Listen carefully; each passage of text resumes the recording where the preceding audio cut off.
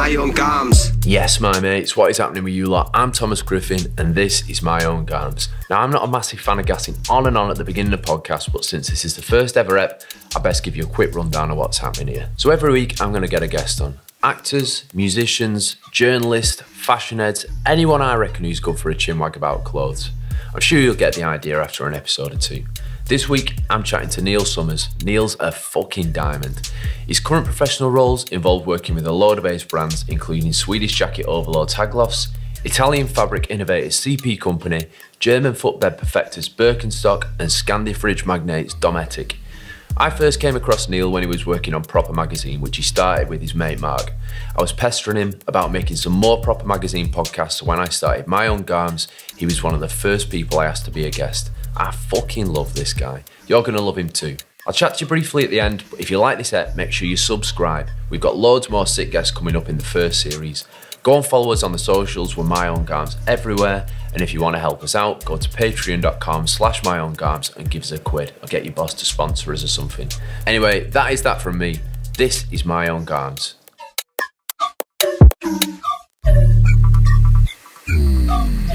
Neil, thank you very, very much for coming on. Thank you for asking me, mate. I'm honoured. You've had a terrible morning this morning, haven't you? I've had a nightmare, yeah. At the hands of our crumbling NHS. Yeah. Fuck the Tories. Fuck the Tories. Let's start off with 5 beds down in that hospital. Those poor nurses, that's all I can say. And it's pissing down outside, which totally negates the first question I was going to ask you today. Yes. So it's gone tits up for both of us.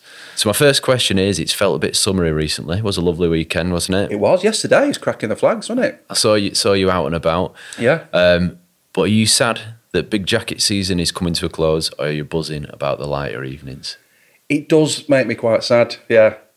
But I've realised if you go out hiking, you just have to go higher and then you'll need a big jacket at some point. Okay, so where were you up to this weekend just gone? So I've been up Kinder twice this weekend. All right. Well, in the past sort of 4 days, yeah. 2 different crews, like? Yeah. I cheated on my main crew and went out with another crew.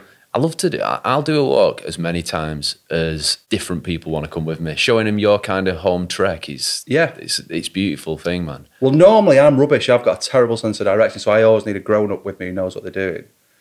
But we did a bit of like a sunset trek up Kinder yesterday, Monday it was, and no one else had brought head torches apart from like 2 other people and me. So I was leading the group down in darkness with a head torch. Feeling very empowered. Yeah, I've never felt so important. Scott of the Antarctic. Yeah, I mean, we didn't know where we were going, but we made it down. So that's your local walk, is it then, Kinder Scout? Well, yeah, I live in Hayfield, so Kinder's like a mile away. Yeah, I think I'm going up there in a couple of weeks with a bunch of common ground people. Yeah, I'm going on that, I think. Yeah, oh, yeah? Buzzing. I'll see you there, man. I look forward to that. We've been talking about doing a Kinder walk for a while, so it's arranged itself. I love it because it's like half a mountain. You get up, you do the horrible bit, but then it's flat. There's no more horrible bit, and it's just a nice surreal on walk. top, isn't it? Yeah. Have you been to that plane wreck up there? That's sort of more Glossop way. Is it? But no, I haven't actually. It's on the same plateau? Kind of, yeah. Sounds very alluring, that, like stumbling across that. There's quite a few in the Peak District. Is there? Yeah. It'd be a good map to follow. Yeah, I'll come with you. Sick, man. Yeah, it could be a good exploration, wouldn't it? Definitely. Sick pics up there as well. Yeah. I remember when I first met you, Neil, and you talked to me about boringness in menswear media content. I think this is when I was pestering you to make podcasts. Yeah. I wish we had. It never happened, did it? But I wish we had, mate. Well, I've got another idea I'm going to float to you a little bit later on. I'm on board, whatever it is. Buzzing. Whenever I see you write or interview or make a piece of content, there's always a humour or a self-reference or something that specifically makes it like non-boring. Yeah. Is that something that you actively channel? I suppose it's all about just keeping it real, isn't it? And I think we're from the northwest of England, aren't we, where humour's a thing, and it's probably the funniest part of the country if you analyse comedy. Yeah. So if it wasn't there, it'd be inauthentic. Well, I think it's pricking. There's a lot of pomposity in fashion, isn't there? And a lot of bullshit and a lot of Emperor's New Clothes. Yeah. And there's room for it because a lot of it's art and a lot of it's amazing, and a lot of people believe in all the things you say about what they design and stuff. But equally, you've got to rein it in sometimes. You think it's a pair of shoes. Yeah, it's man. a jacket. It's not going to cure cancer. So I think that's where the comedy comes in, because it's a bit like it's self-referencing what you're talking about. It's like, we love this, it's amazing, and I can talk to you about an hour about the buttons on this jacket, but I do know it's only a jacket. And why do we do it? Like, it's fun in the end. It's not, I mean, Yeah, obviously exactly. it is part of what you do professionally. Yeah.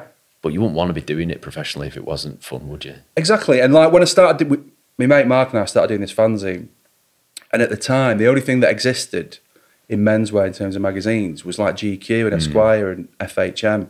Hyperglossy, AKA for Horrible Men magazine. Yeah, and it was all about how to tie a dicky bow, reviewing the latest Aston Martin and checking out Rolexes. And, you know, you're like... That's not me, man. I'm never going to afford any of this shit, and if I could, I wouldn't buy it. So where's my magazine? So we were sort of inspired by the Shoreditch Twat. Do you ever remember that fanzine? Never read that. It was massively ripping the piss out of that whole East End hipster thing. Nathan Barley before Nathan Barley. Exactly, exactly. So we took a bit of a pinch of that, and we were also obsessive about sort of Stone Island and Adidas trainers and stuff. So that humour was part of what we did. So it wasn't all about fashion. So we were doing spoof showbiz columns and like quizzes and stuff. And I think it just crept into the way we spoke about clothes and stuff.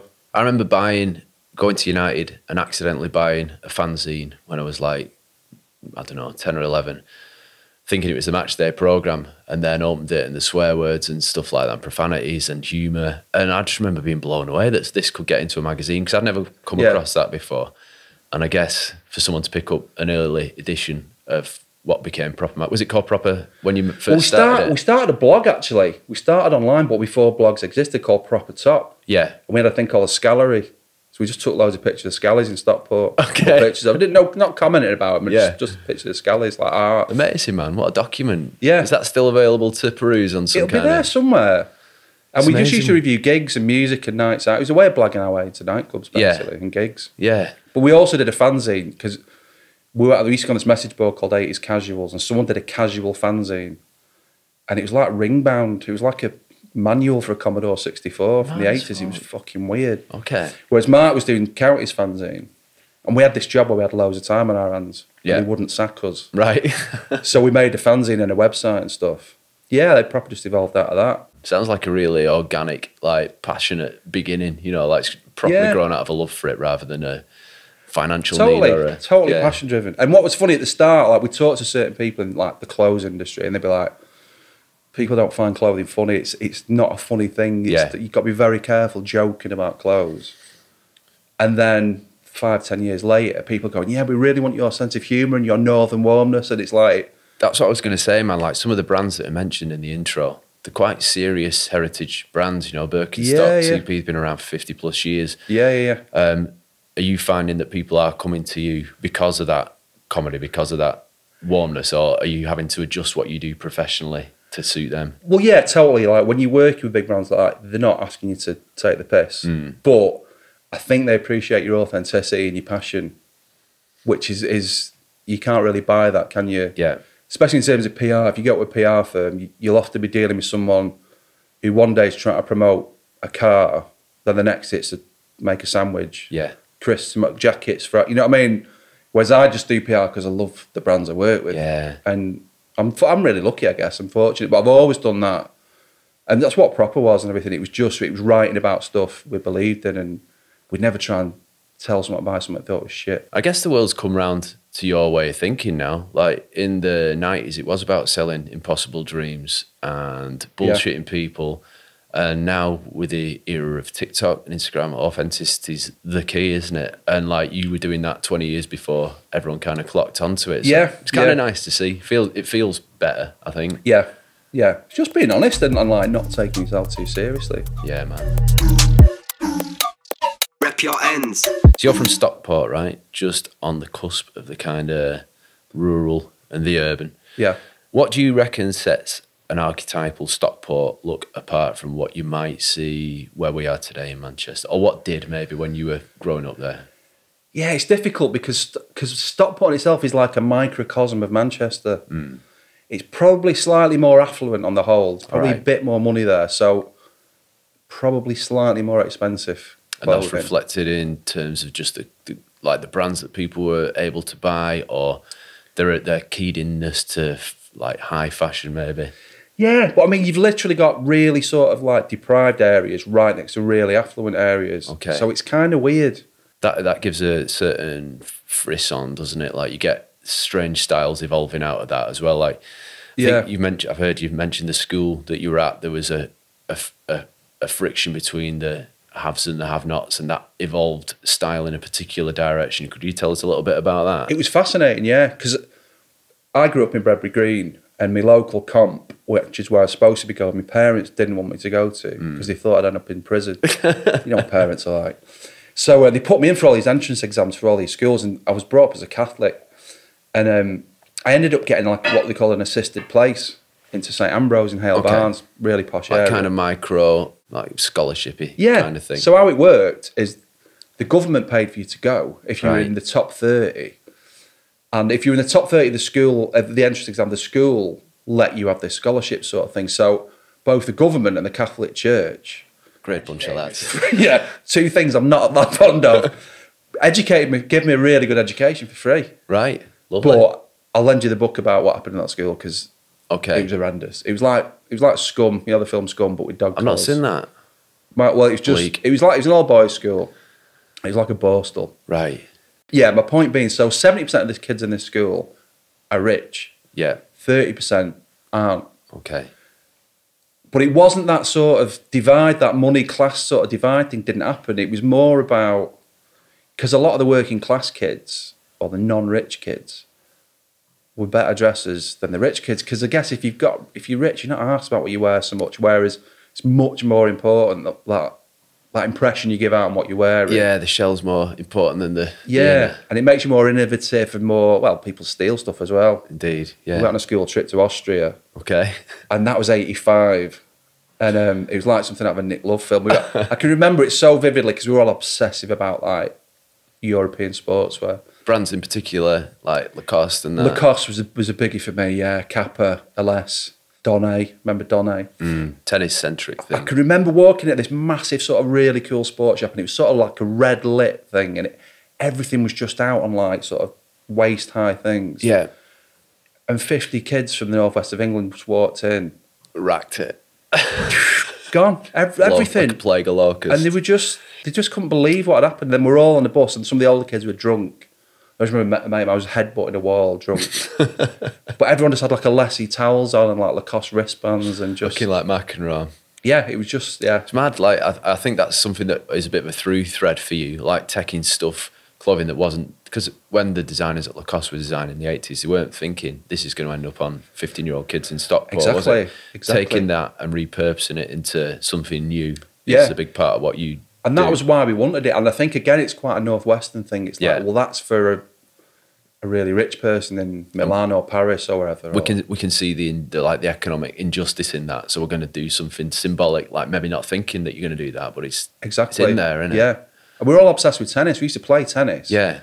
But we weren't into the tennis. We were just into wearing the shoes and the shirts. Do you think it's the most stylish of the sports, tennis? Yeah, definitely.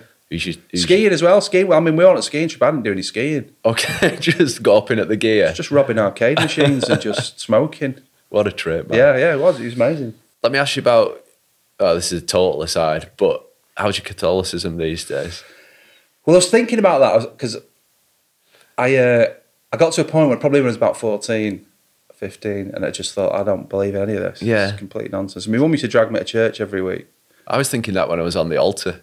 Yeah. Like, altar boying it for, like, what am I doing here, man? This is mad. Yeah.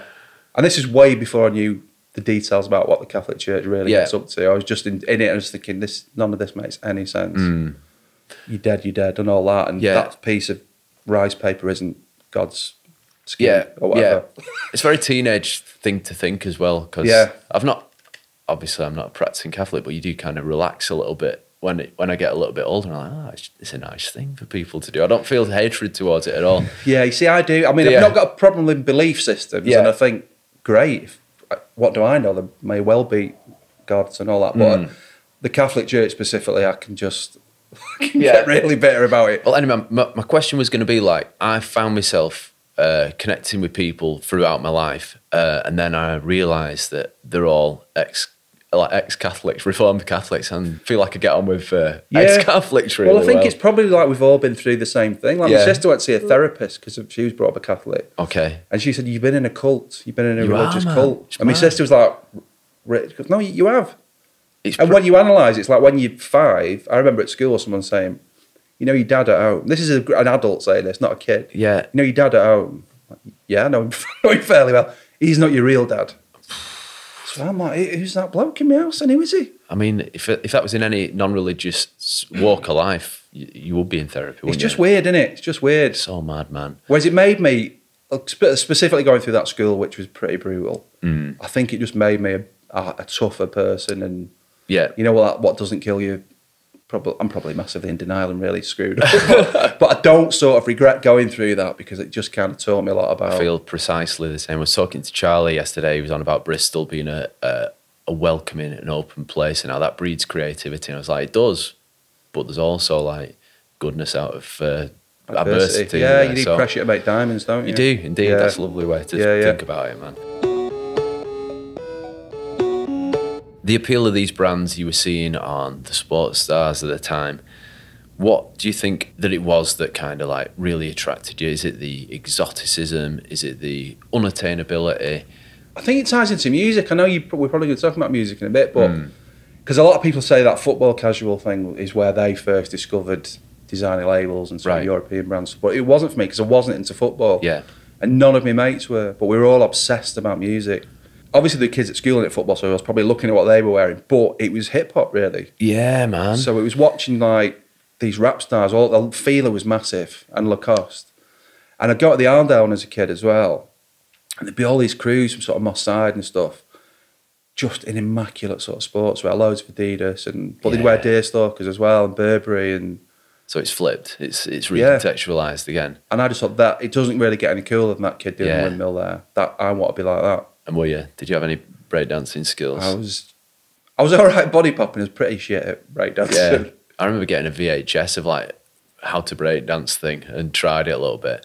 And I did gymnastics a little bit when I was real little, so I could do a few little bits, but I never felt that I had the steez, the unquantifiable like hip hop flavour that sold it, basically. Yeah. I just looked like I was doing forward rolls and shit, man, stretching out at the end. And that's it. It's like there were no classes back then. You just had to sort of watch telly and just make it up. Absorb it. Or watch these kids in the Arndale. But even that was a bit moody back then. So yeah, Manchester obviously is your kind of adopted home city. But absolutely.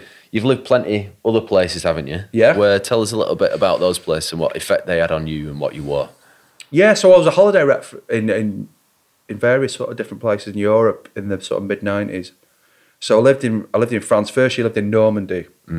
It's a port city, right? Or port area. Yeah, it's kind of, there's a lot of overnight stops, so it's a very busy site. And all my mates were going off to like Saint-Tropez and like Spain, and I'm like, oh great, I'm 20 miles from Dover. But no, it was pretty good actually. It was a good summer. It was 95, it's a hot summer. I discovered a Benetton in Caen, which was like my nearest big city. And that was when Benetton didn't exist in England. Yeah, pretty much gone. It might have been around midnight, but yeah, it was definitely on the way out. But yeah, I remember getting like a really nice striped lambswool sweater.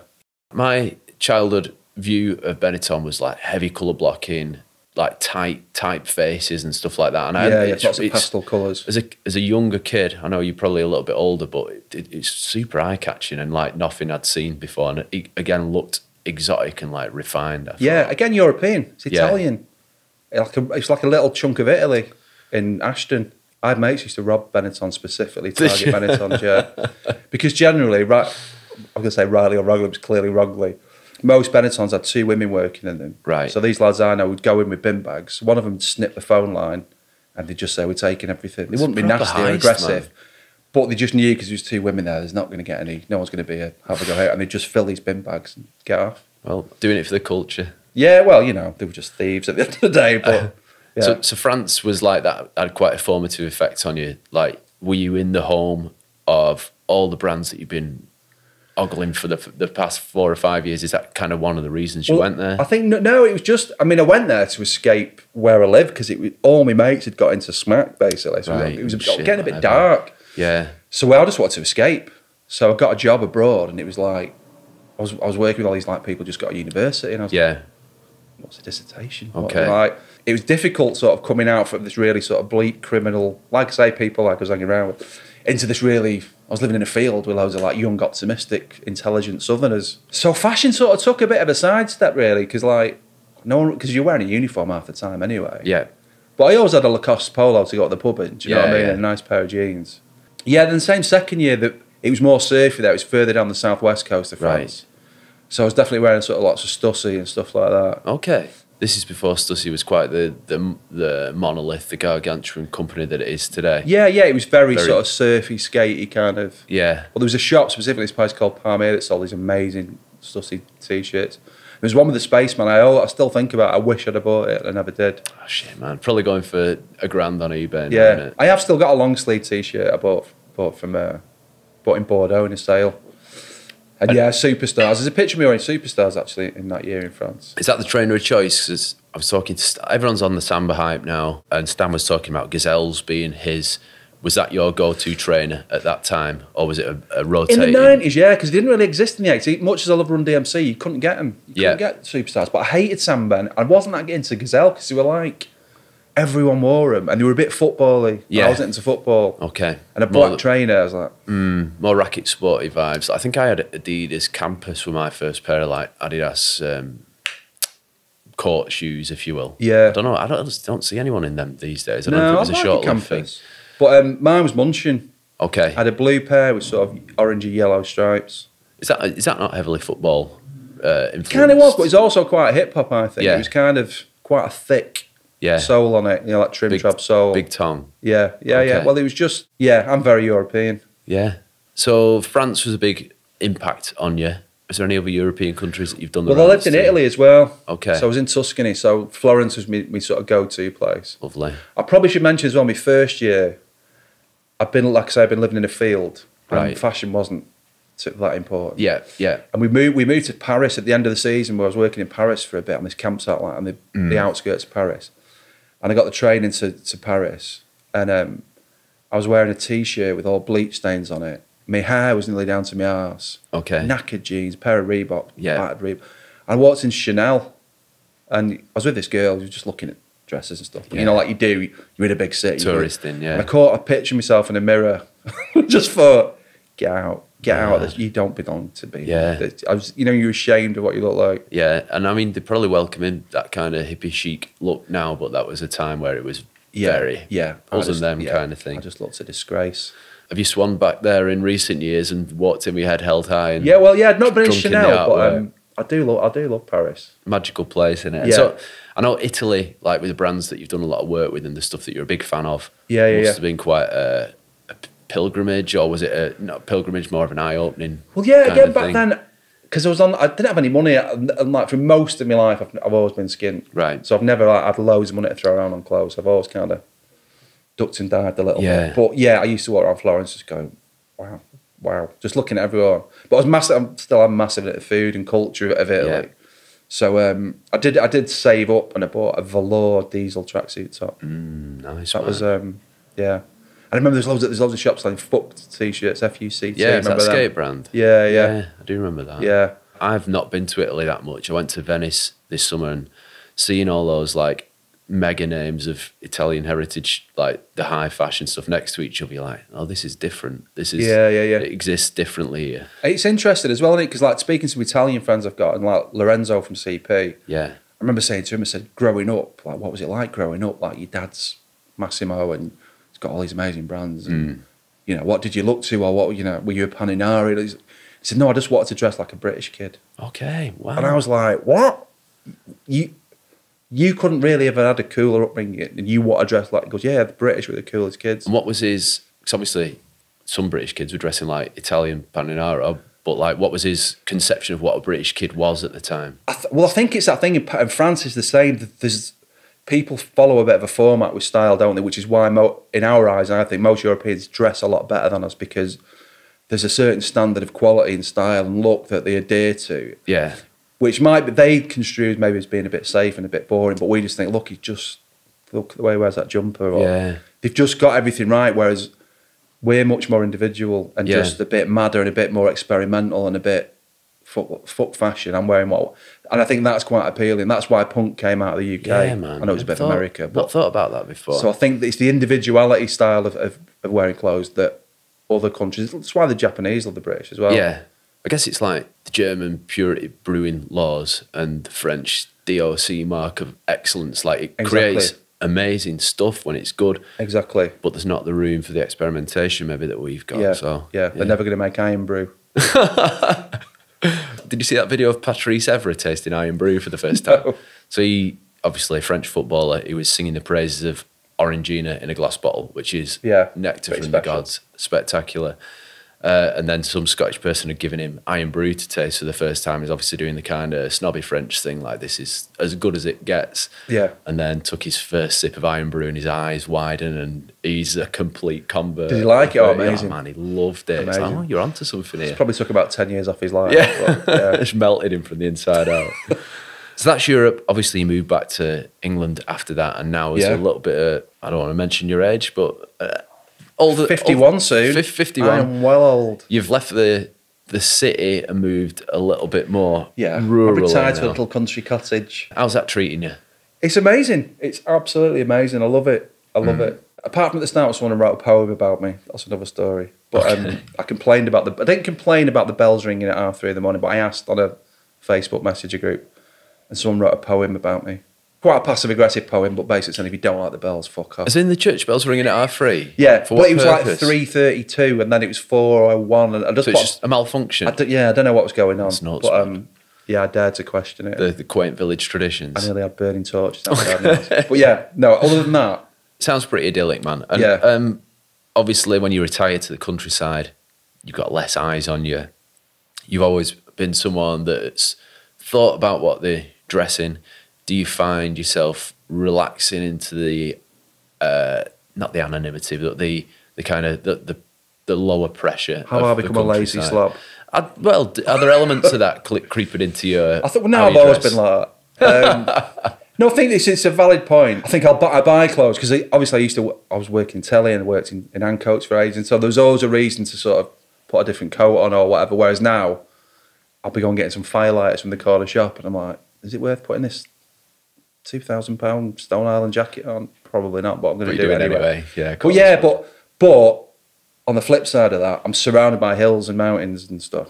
I'm surrounded by big hills, so my clothing's got much more technical, I suppose, in what I wear day to day. And a lot of the stuff that you were wearing for fashion purposes is now being used for its true purpose, I guess. Yeah, or I make a point of trying to get into town at least once a week just to go and see someone and just see a bit of feels good, doesn't it? Pollution and someone getting leathered. Good for the soul. Yeah, and a bit of shoplifting. And I know this seems like a simple question on the face of it, but I think there's a bit more that you can dig into. Have you got a pair of wellies in your footwear rotation? No, I hate wellies, I fucking hate wellies, man. Yeah.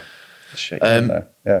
They're so effective, but they've got such a, like, what's attached to them, I can't overcome. They're just uncomfortable, aren't they? They're sweaty. They're not great foot support. I mean, you can get posh wellies, I guess. Okay, I've got posh wellies. Yeah, still and I've not worn them, man. Like, I feel bad. I hope my mum's not watching this because she bought them for me. But I live in the kind of countryside. I've got Le Chameau wellies, premium, neoprene lined. Well, this is what I'm getting at, man. Like, as functional as they are for when it's levering it down. Yeah. As soon as I put my foot into it, I feel like a different person. Yeah. And it grates at me. Like, I think unless you're working in an abattoir, you've no real need to wear wellies. We've got Gore-Tex boots, haven't we? Indeed. I think some people can look all right in wellies. You know, I'm not a fascist in terms of what people wear, but there was a season where they were massive for women, the festival, the boho chic Lexi thing. Chung kind of thing going on. They look great in wellies. Yeah. Well, I've not got the legs for that, I don't think. Yeah, well, you say that. So let's touch on print media. We talked a little bit about it before. And mags, they've always been a fair portion of your career. For me, magazines like The Face and Vice were massively important in changing my kind of fashion tastes when I was at school and college. I think it was the exoticism again. Yeah. Do zines and physical print mags still do something to you when you touch them that the kind of digital equivalent can't do? There is something lovely about having it in your hand, isn't there? Like, I mean, magazine. I picked you up from downstairs and the key card broke, and I noticed the first thing that you did was go and pick up some print media New off York the table. Times. Like you're drawn to it. Yeah. Well, it's free. Yeah. I'm an arch blagger. No, there is something lovely about print media, isn't there? But I think day to day I don't read a lot of it, and I kind of wish it. Same with books. I still buy books. And then I've got about 20 I've not read. Yeah, same, man. And it's just, I think we've all got ADHD because of social media, haven't we? But when you do make the effort, or the time does come around to like delve into that, it feels so good, man. Yeah. It feels really healing almost. I sleep better if I've read a book at night or totally. read a magazine, or if you've got that time on a train where you think, oh, fuck this phone off for half an hour, I'm going to dig into whatever. And you'll always enjoy it. Yeah. I read more outdoor magazines now though as well. It's part of my job. It's like I say, I work with Haglofs and Dometic. So I'll religiously sort of read like The Great Outdoors and trail magazines, stuff like that. Because it is interesting as well, because it's all about routes and where people have gone and kit and stuff. And there's loads of Japanese magazines, like this thing of ours around the corner. They sell some amazing Japanese incredible magazines. stuff. So I love that go out and all that sort of stuff. I think you don't, because we're consuming through our phones so much, I don't think you realise what scale of a picture or resolution of a glossy magazine can do to an image. It completely changes your relationship to it, I think. Exactly. And have you seen CP's one, Archipelago? I've not. Go on. That is fucking incredible. Is it? Yeah. Just the print quality. And everything about it, it's just oozing. It's exactly what CP is as well. It's not just no compromise. Excellence. Big blokes rolling around car parks with each other. It's like it brings you into that world of CP and just how deep it goes. And you don't think that could exist in another media, or it wouldn't have the same effect if it was digital version of it? No. Because some of it's time. And that's what I always used to do when I was putting a magazine together. Try and make it timeless, because you can't compete with the internet because it's instant. Whereas a magazine, by default, it's always going to be about 3 weeks out of date by the time you get it in your hand. So I think if you make timeless stuff, that is the key to doing print media. I think people are keying into it. Like, there is a bit of a resurgence. Like, Mondial magazine. Yeah. There was a bit of a death knell for them, like 2 years ago, maybe when the physical sales weren't doing as well. Yeah. But the clamour for it when it's not there, it's kind of heartening. It's a bit like old pubs though, isn't it? It was, can you believe they've shut that pub down? And you're like, when did you last go in that pub?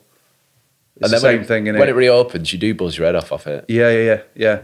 Yeah, man. I hope the future's strong. And if it's not, then the space that it might create for fanzine culture and other smaller independent things to step into the place might be quite an exciting I did talk about doing a fanzine last year, my mate Mike, but real DIY, photocopy job. Well, the great thing about a fanzine is you can put whatever you want in it, can't you? No editorial thing you have to bow to. Yeah, exactly. Yeah, man. That sounds like the perfect medium for you, unfiltered. And let's talk a little bit more about music, because I know like music fanzines and stuff were probably a big part of your, like music magazines were the first things that I bought at shops. Absolutely, mate. And being around Manchester, like the kind of, I know rave was a big part of your life, and then all the subsequent Manchester music genres that kind of spurned 100%. off from that. Yeah. Was that where you looked to for your clothing inspiration at a young age? Yeah, like I was saying before, it sort of started off with hip hop. Yeah. And then it kind of morphed into sort of indie people. So like I went through a massive Smiths phase, wore a lot of denim. Yeah. Had a bit of a goth phase, probably for about a month. Okay, interesting. So I was writing about it the other day because I went to see Depeche Mode in about 87, 86, I think, and it's the same time Black 501s came out. Okay, electro pop gothers, Depeche Mode. Honestly, it was one of the best gigs I've ever been to. I bet, at the GMEX. The stage show always looks pretty spectacular with it. They were supported by a German group. I think they were called Hardcore, but core as in CORP. Okay. And the female singer wasn't wearing a top. Wow, that must. And when you're 14, yeah, that's a big deal. And that wasn't as Lady Gaga wasn't about in those days. But I was massive at Depeche Mode and sort of dabbled with goth. And I think that was the time I gave up Catholicism as well, because I remember a priest coming round and we just head to toe in black and just like eyeballing him. And why did it only last a month for you, that particular phase? Because it kind of did back then. It was kind of, you just move with music, or hormones, you just change. Yeah. I had a period as well when an uncle of mine died, and me and my dad were going through his belongings. I wasn't close to him, I didn't really know him. I found a hearing aid in some NHS glasses. Okay. And like Morrissey was my god back then, so I'm like, I'm having them. Okay. And then at the same time, my auntie had sent me a knitted jumper with Garfield on it. So I was probably about 16, 17 at the time. Well, look, I'm concocting in my head at the moment. Well, I was just like, as if I'm ever going to wear that jumper. Yeah. I'll get my head kicked in. Yeah. But then I was like, oh, hang on. And I used to live close to a village, that like the village was where all the life was, the pubs were and stuff. And me and my mates were the outcasts because we all had long hair and weren't alcoholic builders. So we got sort of bullied. But it got to a point where I'm like, what'll happen if I wear me flares, this Garfield jumper, National Health gigs and hearing aids? Let's find out. So we used to go out dressed like that just to annoy people and get in fights. And did it have that effect, or were you so far past the kind of scope of normality that they were like, well, I'm not fucking with that kind of thing? I think people were a bit more sympathetic and just thought, that poor fucker over there, I'm not going to throw a pint pot in. But that time in your life is the perfect time to push things to the nth degree, innit? To experiment. And exactly. I think the kids that did that at the time and looked the most ridiculous, like objectively in retrospect, are probably the people that end up pretty cool, like when they're a bit older. Yeah, you've got to have a dabble when you're a kid. I mean, you've got to be at different things. And like, my mate was like, his family were all teddy boys. They had a teddy boy wedding. His sister got married. They were all teddy boys. And they used to have this monthly night in Romley near me that was like a rock and roll night. Okay. And because I was into the Smiths, it kind of tied in with that as well. So Right. I'd be like 501 up with a flat top. Yeah. And a James Dean t-shirt, thinking this is amazing. But then a year later, you're dancing under strobes with a bandana on. It's so fast moving, isn't it? Yeah. It feels good to do as well, reinvent yourself at that age. Yeah, totally. That's not me. Aside from the goth phase, are there any other personal style experiments that you look back on and think, what the fuck was I thinking there? I think I blocked most of them out mentally. I mean, when Acid House started, I was 16, so I was a real amateur. I just really wanted to get hold of it. And I used to go to the Hacienda on my own because no one else would go.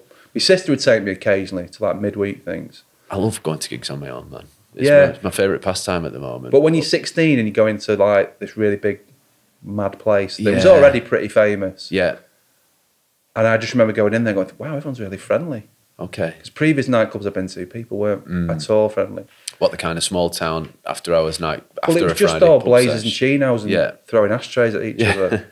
Whereas the Hacienda was so different. And I know everyone goes on about it, but it was fucking brilliant. But yeah, I remember I suppose I didn't really cringe at this because it sounds pretty cool. So I had a pair of Doc Martens shoes, like waxed shoes. I had a pair of vintage Lee dungarees. I had a massive white t-shirt and like a next sort of chambray shirt and a bandana. Bit Dexys, like. A little bit, but baggier. Okay. But I suppose Dexys was pretty baggy. Yeah. But Dexys not, on yeah, acid. not yeah. Well, a bandana. I suppose bandana's the only thing I cringe about a little bit. Yeah, I've But- had bandana phases. They are pretty. Yeah.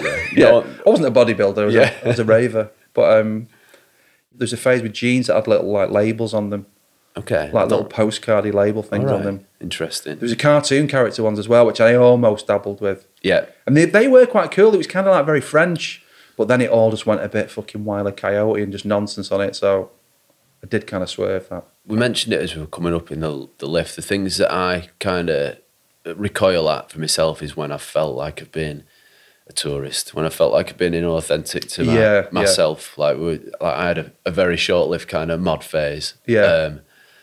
And I don't know. I think it was the community aspect of it. Yeah. That you said is a thing. Like Yeah, spending yeah. time amongst them people. It Yeah. is like, Shout out to the Pretty Green Gang. yeah. It's so It's welcoming. easy to take the piss and go look at your hair, but Yeah. when you spend time with them, you think, actually, it's really nice Yeah. people having a good laugh. And Ted's like my brother-in-law's dad is part of a, you know, he's in his 70s and part of a teddy boy scene. And from the Yeah, yeah. outside, you're like, what are you doing dressing up like that at that age? Yeah. But then when you realise the community and the Yeah, bonds it that makes are people there. happy.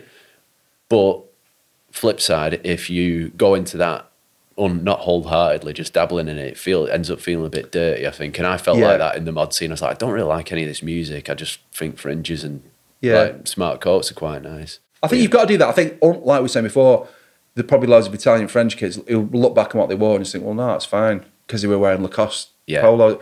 Whereas I think being British, more experimental, more dabbling, you're going to have things where you go, what the fuck was I thinking about? Yeah, man. And talking about kids, like looking at the younger kids in the city now, a lot of people of our age get a bit stuffy about what younger people wear. But I am constantly interested and constantly inspired by looking at what kids wear. And I'll never turn my nose up at it. I just think, fucking good for you. Yeah, absolutely. where I do believe you the stand on children are that? our future. Someone's for president. Well, the younger you are, the better you look in clothes. Yeah. I remember when my son was about 4, he had a pair of cord dungarees and he looked the absolute business. And I used to think, man. I want to wear a pair of them, but I'll just look like a sex offender. So yeah, youth, like we've just been saying, innit? Youth is when you wear all the mad shit and you wear what you want to wear. And But I think it takes a certain kind of awareness to not sneer at that when you get older. Because I've got mates that dressed madder than me when we were little. Yeah. And now they're kind of, oh, look at these, look at the size of their pants kind of thing. Like Yeah, to the that's kids just- today. And yeah. it's, Fuck that. have you forgotten where you're from? Have you yeah, forgotten? exactly.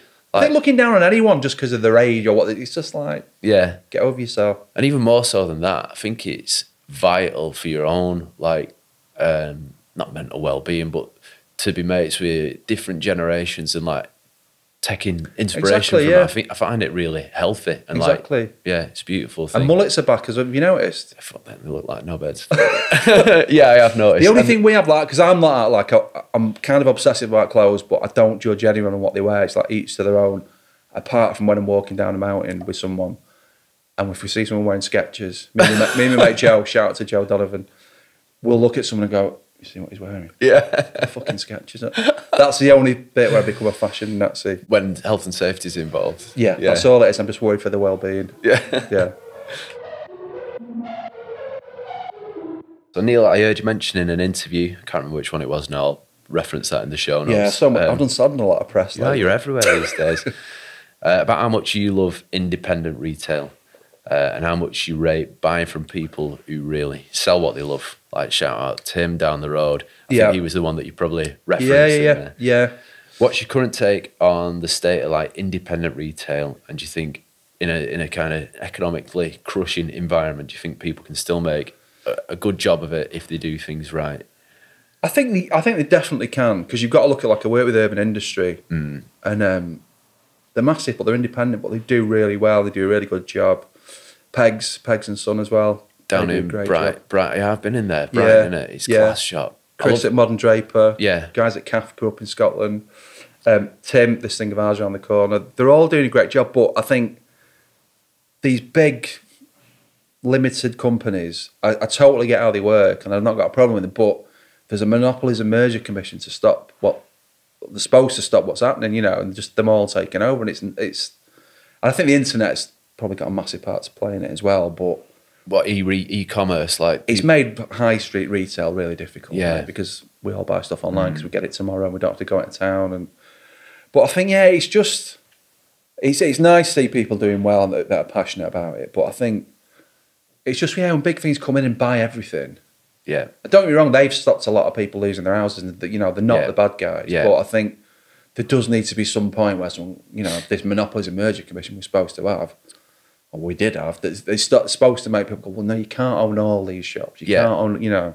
And do you think that needs intervention from further up the chain than that? Does it need to be a legislative change, or do you think people as consumers have got a bit of a responsibility to kind of vote with their quids? I don't think you can put it on the consumer, because we're all like, cost of living crisis, isn't it? So you just buy the cheapest thing you can get, don't you? Obviously the internet's changed that with price comparison sites and being able to Google everything. So you can't blame people for trying to save money. We all like holidays or eating. Yeah, you know what I mean? It's like, you can't really blame the consumer. But equally, I guess there is a certain responsibility. But I just think it's a governmental thing, isn't it? There's legislation, like you say, that should just say you've got to give like the smaller businesses a fair crack of the whip. Yeah, and with the right amount of money or the right amount of massaging, they can be so easily sidestepped. Exactly. Through back doors. Exactly. And I think there's room for everyone, isn't there? And it makes things more interesting if you've got... It's like you go to Japan, there's just so many mad shops there, in amongst the big ones, and it all just works really well. You think there's more of I've not been to Japan, but is there more of an independent retailer scene there? Is there more passion projecty kind of stuff? It feels like it. I don't know, maybe they're all owned by one person. I don't know how in depth their retail works, but it just does feel like you'll come across a little store and it's run by someone who's just dedicated their life to Americana or denim or trainers, do you know what I mean? So yeah, my experience of it is like it just feels better when you do. Like I go to Owl's store in Harrogate, which is owned by Steve, who is an independent retailer. And when you can have a conversation with a person about it, you kind of, it might be 10 quid more expensive than it is in another shop down the road, but like, you know where it's going. You know where it's going. And also you're buying something else. You're buying like a taste level, or you're buying, I don't know, just the experience you get in the shop. And I think people probably won't ever forget that. It affects me enough to make me do that. I'm not immune from it. Fucking I'll go on the internet and buy the cheapest thing a lot of the time. But totally. I still appreciate that aspect of it. It's a nicer experience, isn't it? It's great, isn't it? Yeah. Feels good. It's like Outside Store in Hathersage. You ever been there? I've been to the one at London and the Liverpool one, but I've not been to the... Right, well, this isn't Outsiders. I love Outsiders again. Oh, sorry. Which one Outside Store. It's right, an outdoor shop in Hathersage. Okay. But it's just, you go in there and you'd be in there an hour talking about like, you know, inflatable mattresses or Yeah. Gore-Tex. And stuff. But it's that difference in it. You're with someone who's passionate about something and wants you to go away with something you're going to like. Yeah, it's a beautiful experience. And the other thing, like traveling a little bit, this is what I've got into a little bit more. When I go on holiday, I always have a little pot of money that I'm going to buy something from an independent shop over there. I went to Porto last year and I went and found their independent like retail shop. And the thing that I bought was by a Portuguese designer and sold to me by a Portuguese person. Selva is the brand. I don't know if you ever come across them. It's got drawing and painting by Selva on, like skateboardy, hip-hoppy shop. Yeah. And every time I put that on, it's really attached to a memory for me. Yeah, yeah. And I'm really trying to do that more. If I go somewhere special for a reason, try and buy something that's attached to it. So, yeah, it goes a long way. Should have gone on La Paz. You know those guys? Yeah. Amazing brand. I did go in that shop, actually. It's on the waterfront, isn't it? Have you been in that? I've not been in. A friend of mine went in there and said it's like a really old school kind of really nice shop. Best dressed sailors in the country. And they're just lovely people as well. Yeah, Porto's got it going on, actually. Loads of nice. Yeah, it's pretty. It's the new Stockport, everyone's saying. Top 3 selected. You're a man of the world. Can you give me a top 3 best dressed cities that you visited? I think Tokyo from the off, 100%. Remember, I flew into Tokyo, and as I was queuing up with passport control, someone in front of me had a Topo Designs bag. Okay. I thought, I've not even got fucking out of the airport yet, and I'm impressed. Being blown away. You don't see them around in England, do you? No, I've got a Topo multicoloured red, turquoise top, yellow clipping things down at big water carriers on each side as a climbing bag at the moment. I've had it for like 7 or 8 years and I'm still very proud to wear it. I mean Tokyo is like a theme park for cool people. Yeah, man. Everything's mint, record shops, restaurant, just, It's 100% Tokyo. Got to get there. Yeah. Florence, probably. I think anywhere in Italy. But yeah, I'd say Florence because it's got that interesting mixture of sort of rich Italians poncing around, probably half of them Americans, to be fair. No, they're not. They're Italians. And do you think the beauty of where you are, the plazas and the fountains and stuff, do you think that aesthetic impetus like rubs off on people? Are they well dressed because? Well, I think that's an Italian thing, innit? They've got a thing called passeggiata when everyone goes out for a stroll at night. And Lucca, one of my favourite parts of it, Lucca, you can see it there. It's a bit less touristy than Florence. But there's a certain time in the evening, say 7 o'clock or whatever. Yeah. Everyone puts on something nice, goes for a little walk, gets an ice cream. Or maybe it's like before you go for dinner. Yeah. And I think if you live in somewhere like Florence, you're not putting a shell suit on, are you? Yeah, man. What a brilliant cultural pastime. Yeah. Well, I interviewed a guy called Alan de Botton years ago. And philosopher. Yeah.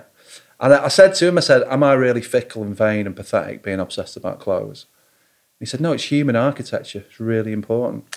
So it's the same thing, innit? Your human architecture probably reflects what you're surrounded by. You know, the actual architecture you're surrounded by. Yeah, man. I'll have to get back on him. I read a bit of his stuff a long time. It's always really like made you feel good about yourself. Yeah, I did. I remember he did one about factories and stuff. And at McVitie's, he discovered that each different biscuit they make at McVitie's has got a personality. So a hobnob will be like middle-aged woman from Kent called Sandra. Right. Mad. Yeah. Maybe not that in depth, but you know what I mean? Each biscuit's got personality. The McVitie's have imbued into that biscuit or that's been projected. Well, their marketing, when they all sit around the table, they'll sort of go, mad focus. Yeah. I work in a call centre in Wimslow. What biscuit am I? Let's make it. I'd eat that biscuit. Funny way to earn a living. So we've got Tokyo, we've got Florence. Who's going to complete your top 3? I'd say New York, but I've not been for about 40 years. Okay. So let's say Copenhagen. Yeah, man. I was there over the summer and that'd definitely be my top 3. Yeah. It's just chic as fuck, innit? It's just like everyone's got it going on. Yeah. And everyone's really healthy, like Sweden and Norway. Everyone just looks great, don't they? And just happy and healthy. And a load of amazing brands just doing things subtly, excellently there, I think. I think what's interesting as well about Denmark and Copenhagen, about 300 years ago, I think, a load of Danish people went to Japan.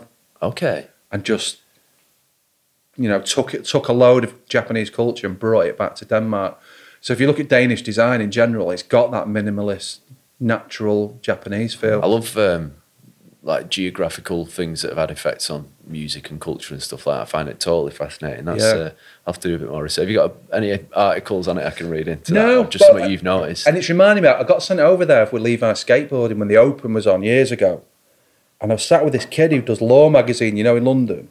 Yeah. And I was just sat there watching this like quarter pipe they'd set up in the middle of the road, drinking free beer, eating free tacos in a pub Levi's had taken over, and they're like, yeah, take many pairs of jeans as you want.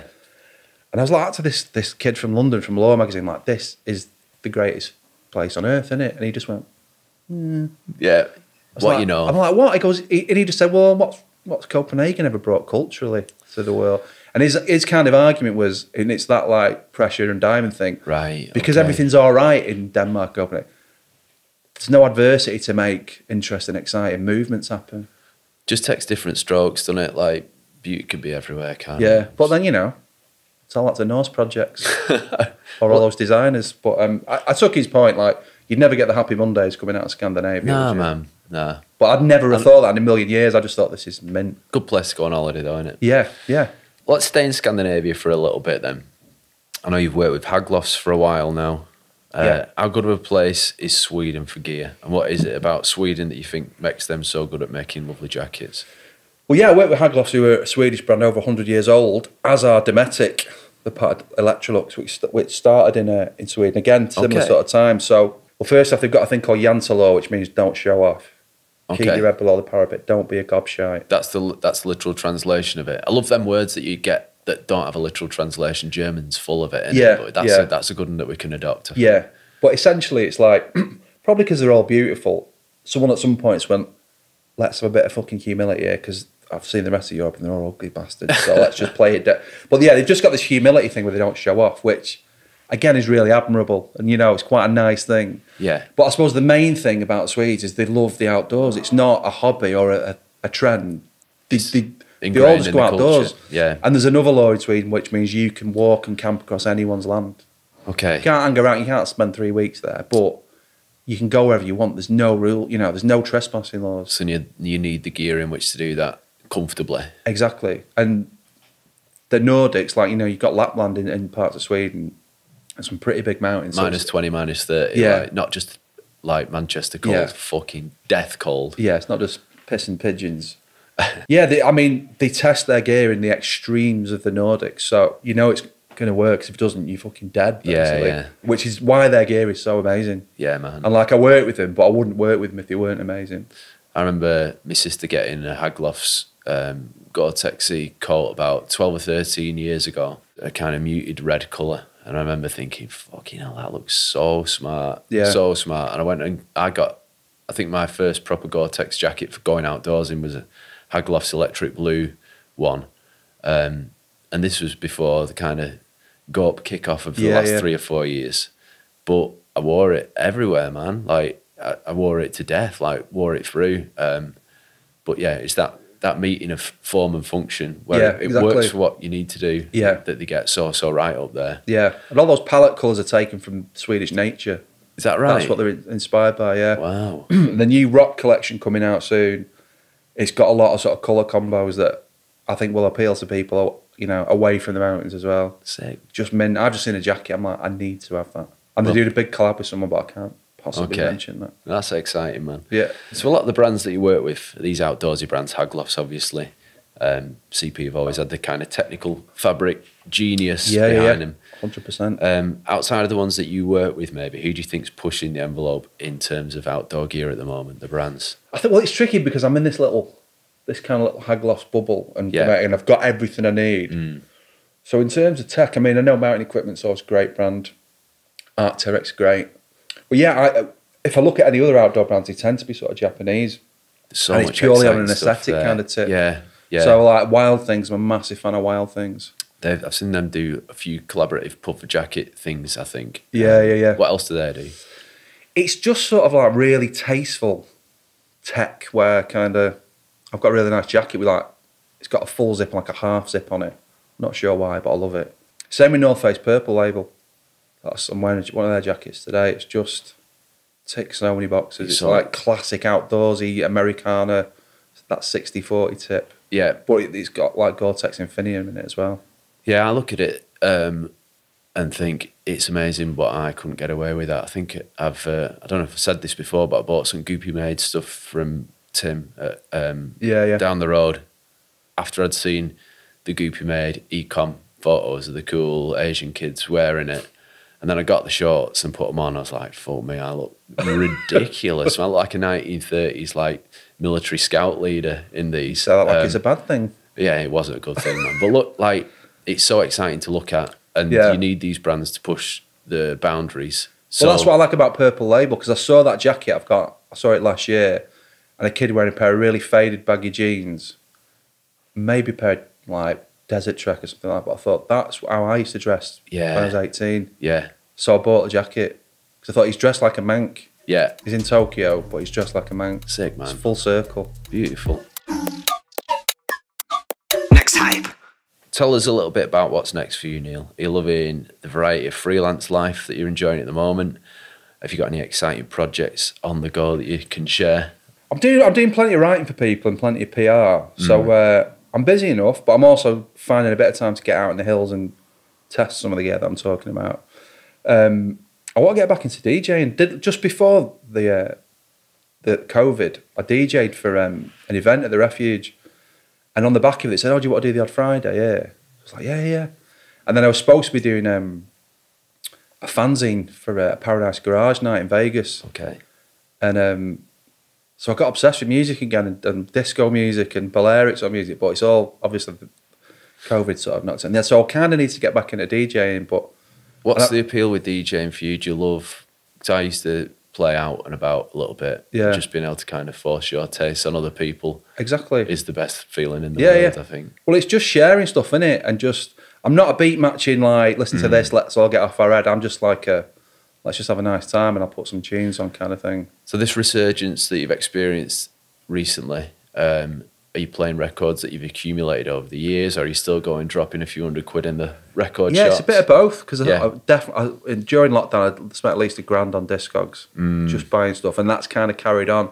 I'm careful now, I don't buy a lot of stuff, but yeah, I am still buying records for this imaginary gig I'm going to play one day. And the radio show that you've got at the moment, so that's your kind of creative outlet for that kind of stuff at the moment? Exactly, yeah. I called it music therapy because that's music got me through lockdown, so I thought we'll sort of imbue that vibe, carry it on a Sunday night. Yeah. Sunday night can be a bit stressful, right? You've got the fear for Monday, so it's like, have 2 hours of tunes, it'll just make you forget about everything.